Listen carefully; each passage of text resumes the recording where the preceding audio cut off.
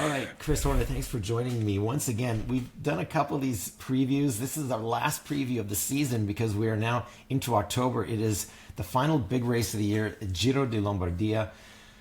Quite honestly, it's one of my favorite one day races. I love the sense of last day of school about this race. The scenery is spectacular. The location is fantastic. The course is always really great. I've done lots of riding there, as you have, and it's an amazing place to ride. And I love talking about this race, and you have a nice history with this race as well. So Giro di Lombardia, our preview. Thanks for having me. Yeah, this is an exciting race. End of the season, just like you said, big showdown. Last big one with all the favorites, and then everybody's going on vacation afterwards. So it's a beautiful course, super difficult. The climbs are steep, they're sharp, hairpins throughout most of the climbs, and then you got to remember you got to get down the climbs here. That's a big thing here at Lombardia. It's going up is important, of course, but going down is very important, where the race is always splitting and blowing up there. So you use up a lot of your energy coming down a descent if you're not at the front of the peloton. The defining characteristics of this race, it's over 100 years old. The first one ran in 1905, and it's always kind of finished in a bunch of different places. It used to finish on the Velodrome in Milano. Now last few years they've been running this back and forth between Como and Bergamo and doing a really cool route there. Every year they just reverse the course basically, but it's always a slightly different route. The defining characteristics on this course would be the Lake Como and the climbs around there, the Madonna del Ghisallo, the climb to the church used to be pretty decisive. It's not that hard a climb by today's standards, but it's a beautiful climb. So it's a very hard climb. It's very steep, but it's not. It comes at the wrong point. If it was at the finish of the race, it'd blow up more. But because it's in the middle, everyone's holding back a little bit more. The level of competition's gotten a bit more even. So you can't afford to go so big unless you're Tadej Pogačar. It hasn't been so even for him. But for everyone else, the level's more even. And so it's pretty rare to see those big attacks from the Ghisallo that we'd seen in the past and gotten used to, where it was so important. But the climb, especially the beginning of the climb, it blows the peloton up, right? But the front guys, front 30, front 40 or something, maybe the front 30 and another 10 or 20 come back on afterwards that make the race exciting. But Ghisallo, the fight before it is massive, and that's really what starts hurting the legs. Well, one thing about this year's race is they're doing the Ghisallo in reverse. So they're coming up the gentle side and they're descending down that steeper side into Bellagio. They're going to hang a left in Bellagio, go down the lake, and then connect to the bottom of the Sormano, which is 11 kilometers. Pretty technical climb, heading back up over, not the steepest side, but it reaches pitches of 11% in there, and it's a long climb. And that's probably going to be where things are going to start to get interesting, because they're not that far from Como at that point. You've done those climbs, I've done those climbs, and that's 11 kilometers at 11% pitches. That's hard. There's not an easy climb. They're all hard. So whatever the map's showing, either way you read it, whether it coming from the back side or the front side or the left side or the right side, it's an exciting race. It's going to be fun. The course is crazy hard. And there's always going to be some talent that puts on a show when we're here, because the big names want to win here. This is the last monument. And the start list just came out this morning, and I don't think I've seen an end-of-season start list with this many of the heavy hitters on form lining up for this race. Okay, so Tade's the hands down outright favorite. Everybody knows that. It's not even in dispute. First page rider. The other riders, Remco, we got to figure out where he's at. He looked really good he looked best of the rest, if I would say, at the Road World Championships. He physically, tactically, he didn't race smart at all. He's a young kid. He blew his team up way too early. Now, let's bring it back to some of the guys who we think we should be watching for at Lombardia. Looking at Emilia, Remco was there at the front on the climb. Roglic was in there, but he's not really on his best form, it seems like. Alaphilippe's coming back for one more kick at the can on this thing. It's going to be a pretty fun lineup. But on the other hand, are these guys motivated at this point to try and win this race? The good guys are. The ones coming in here with the 100% form, Richard, those guys are motivated. Those guys are 100% ready to go. The guys that aren't motivated are guys who they know their form isn't good enough. And here at Lombardy, you can't fake it. This is not a race where you're going to get lucky. Whoever wins this race will certainly be on good form. There's no doubt about that. They might have a little bit of tactical luck here or there, but they have good form. You can't finish 250K. You can't go out and do this on a training ride and not have some decent form. So if you're riding a hard pace, you're at the front of the group here at Lombardia, you're going to be a rider that's on form. So everybody that knows that their form's not quite perfect, those are the guys that come into this race. They just want to get some early work done for their teammates, and then they want to blow out. We don't know where Julian Alaphilippe is. He had an incident there at the Road World Championships and crashed out there. So his form is iffy at best. As you said, I agree with you, with Primoz Roglic. We don't know exactly how his form is. Remco, his form was good, as we were talking earlier about the Road World Championship. So his form's good. He had something in his eye. Maybe that's why he got dropped at Emilia. Maybe he attacking too early or whatever on the first time going up the San Luca climb in Giro Emilia. But either way, Remco's on form. For certain, you can't lose it from the Road World Championships to now, so he should be good. Primoz is the wild card. We don't know where Primoz is. We don't know if his form will get better. He's just been suffering a little bit coming from the Vuelta. He wasn't 100% there. We were hoping to see him better at the Road World Championships. He wasn't. Didn't do anything at Emilia, so it kind of looks like his form is dropping down. Bora Hansgrohe, as a whole team, they look pretty solid, and if Primoz Roglic's form could come up just a little bit more, they might be able to put some kind of pressure on attacking Tadej Pogačar. But if UAE Team Emirates get Tadej anywhere near the finish, it's a game over. This course is so hard, I don't see how you can hold Tadej Pogačar unless everybody back there is 100% on form. Let's talk a little bit more about motivation. You and I were talking about this just before we started. This is the last race of the season, so you've got a mix of guys in this peloton who are kind of riding out. Some of them are riding out their contracts. They can't wait for the season to be over and start a little bit of off-bike time. There are other guys who are looking to score a big contract for next year. So you've got, I think, a real mixed bag of motivation. How is the motivation for this race different from pretty much everything else? And how does that affect the outcome of this race? So you're right. As we discussed before, if you have a really good form, this is an important race. It's a monument. Those guys are going to go 100%. I've done it with Lotto, where we showed up with 6, 7, 8 riders, and three want to be here.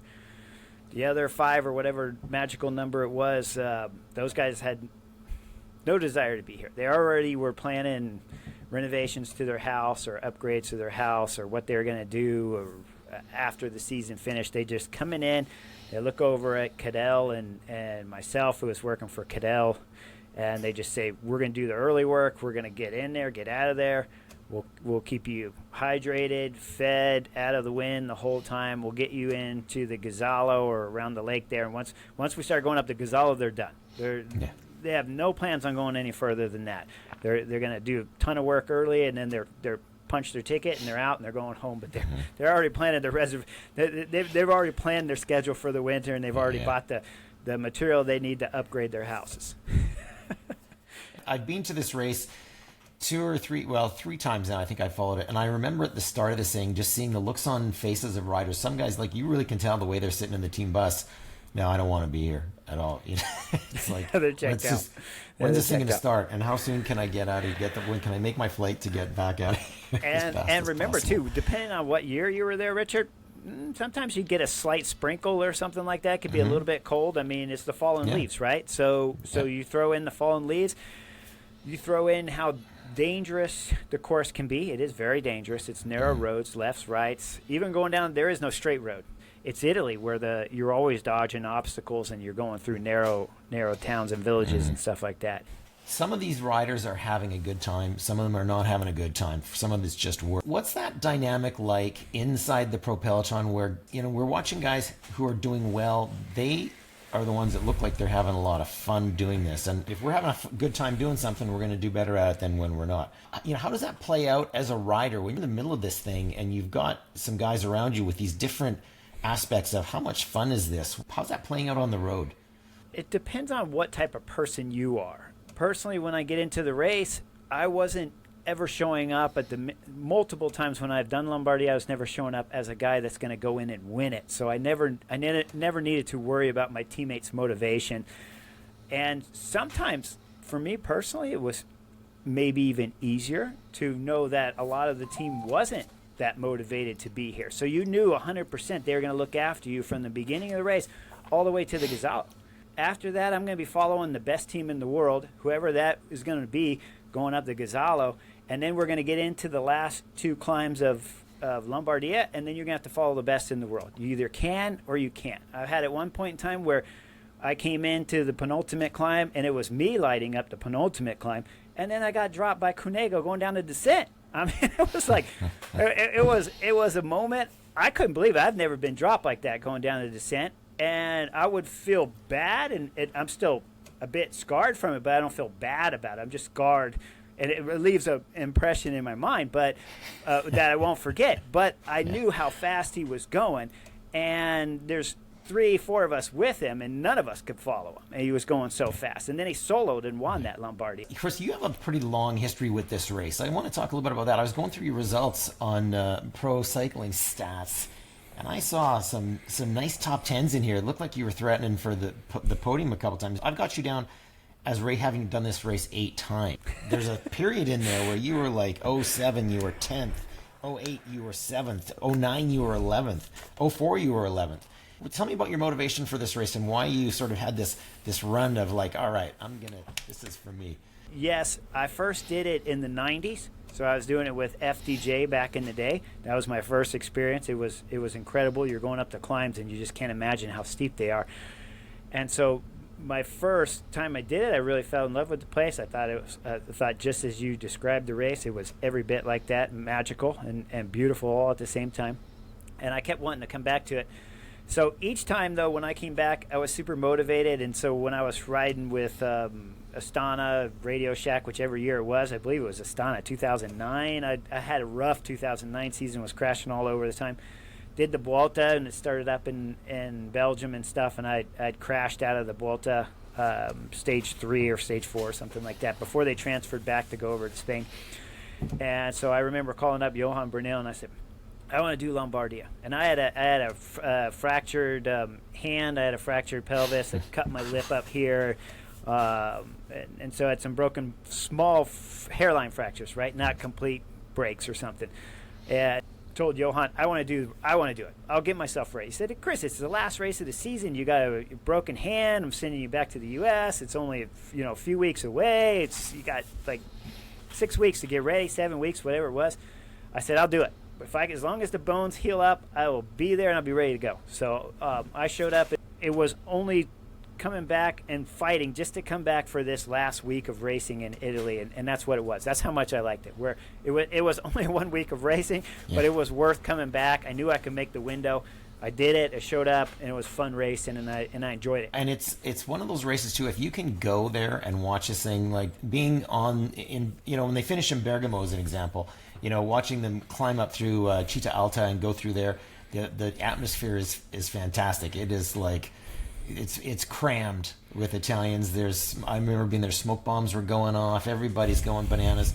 And the race goes by, and you just sort of saunter into the town, find a Negroni somewhere, and then catch dinner at there's a couple of great restaurants I still remember up in Città Alta. But literally, like for you guys, the race is over. You're in Italy. You're going to be getting a great meal after this thing. That's got to be something that's got to feel good about. You're finishing the race, and you have really a nice after race atmosphere to look forward to. It's like school's done. What would you guys like? I mean, some of the guys clear out of there as fast as they can, but what would you guys do once this race is over? Well, remember, we're in Italy for 7 days, 10 days before. So, and as you said, when it comes to the food at the hotels is the best ever. It's the best. So you get there, and the pastries are fantastic. The pasta's great, of course. The pizzas afterwards, and when you have time for pizza and all that stuff's amazing. I mean, you could eat pizza in Italy, and it never puts weight on you. It's amazing. It's not like pizza in the U.S., right? It's a super thin crust pizza. It's baked right there when you sit down at the table.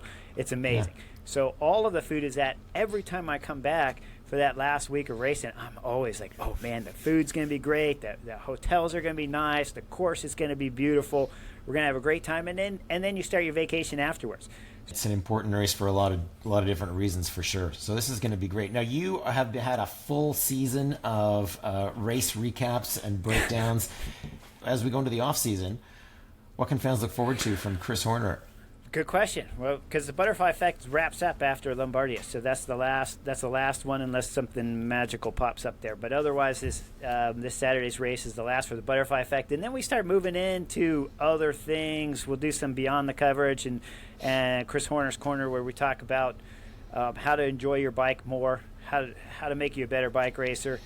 Of course, I'm first and foremost throughout all my videos, it's coaching and educational cycling videos. Even when I'm doing the races, I'm analyzing, deep dive into the races with the butterfly effect, but it's a coaching channel. I'm trying to either coach the fans sitting at home or coach the pro cyclist that just started, or the amateur cyclist that just started riding his bike first time.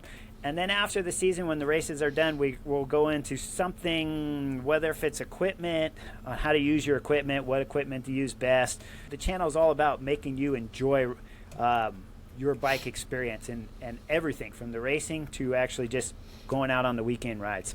And on that note too, I have, about a year ago, I did what I think is a fantastic video of me riding around Como, doing a great ride from Bellagio up to the Ghisallo, down over the Civiglio and descending the Civiglio. Got some great GoPro footage of the Civiglio descent. I was going to do the climb, and then we took a wrong turn, and then it was lunchtime, and we wanted to pizza. Okay, we'll do the descent instead.